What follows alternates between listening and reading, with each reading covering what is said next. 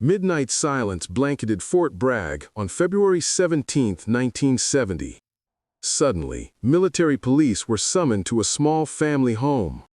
A young Army doctor named Jeffrey MacDonald stood at the doorway. He was bleeding lightly. He told officers that intruders attacked him and his family. Inside the house was a nightmare. His pregnant wife Colette was found brutally beaten in the master bedroom. His 5-year-old daughter Kimberly was found unconscious in her room.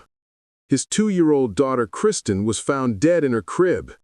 All three had been stabbed repeatedly. Blood covered nearly every room. On the headboard above Colette, one word was written in her blood. It was a scene of pure rage. MacDonald said a group of drug-crazed hippies broke into the house. He described one woman wearing a floppy hat holding a candle. He claimed she chanted, "Acid is groovy, kill the pigs." It sounded like the Manson murders investigators remembered from months earlier. It sounded too familiar. Something didn't fit the chaos he described. His injuries were shallow. His family's wounds were catastrophic. A hero should not walk away almost untouched. Detectives began to doubt his story instantly. Investigators locked down the home and started analyzing the scene. The living room looked staged. A coffee table was lying on its side but barely damaged. The house did not look like a chaotic home invasion. It looked like a performance. The murder weapons were found nearby. All of them came from the MacDonald home. There was no sign of forced entry, and no signs of strangers leaving the house. Investigators noticed blood in multiple rooms. Each family member had a different blood type. That rare fact became a roadmap. Colette's blood appeared in the hallway. Kimberly's blood was found in the master bedroom. Evidence showed she was attacked twice. Kristen's blood appeared far from her crib. Someone carried the children around while killing them. That someone wasn't a chaotic stranger. It was someone calm enough to move room to room. The crime scene told a story MacDonald did not. The pajama top became the biggest clue. MacDonald claimed it was torn off his body during the attack. But analysts noticed the fabric tears were too controlled. When folded, its holes matched the ice pick wounds on Colette's chest. The shirt had been used as a shield, or a murder weapon. And not a single drop of MacDonald's blood was found on it. His story collapsed under every microscope. The evidence did not point to hippie intruders. It pointed to the doctor who lived there. A man trained to heal, a man capable of harm beyond comprehension.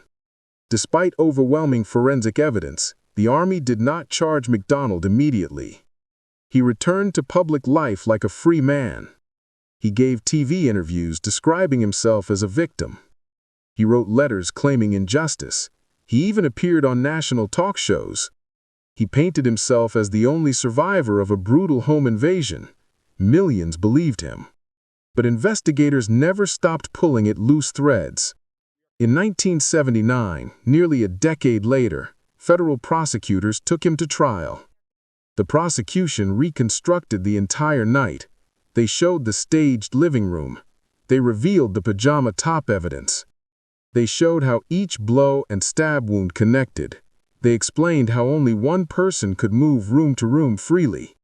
They argued that man was Jeffrey MacDonald. The jury agreed. He was convicted on all counts of murder. 3 life sentences. The decorated Army doctor became inmate number forever.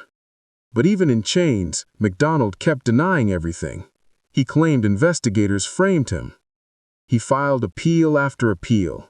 Courts rejected him again and again. Each ruling confirmed what the evidence already screamed. The man who healed patients also murdered his family. People asked one question for decades: why would a father kill his family? Prosecutors believed the answer was hidden in his life before the murders. MacDonald lived a double life. To the world, he was a respected physician and Army captain. But behind closed doors, he was unfaithful and detached from his family. Investigators believed he snapped under the pressure of responsibility. They said he wanted out of family life. And in one violent night, he erased his family's future. The victims were not statistics. Colette MacDonald was 26 and pregnant with their son. She studied psychology and wanted to help others heal. Kimberly was only 5. She loved reading with her mom before bed. Kristen was just 2. She never understood fear or cruelty. Their lives were stolen by the man they trusted most. He stood in their home as both protector and monster. The crime still haunts America more than 50 years later. Even now, MacDonald sits in prison claiming innocence.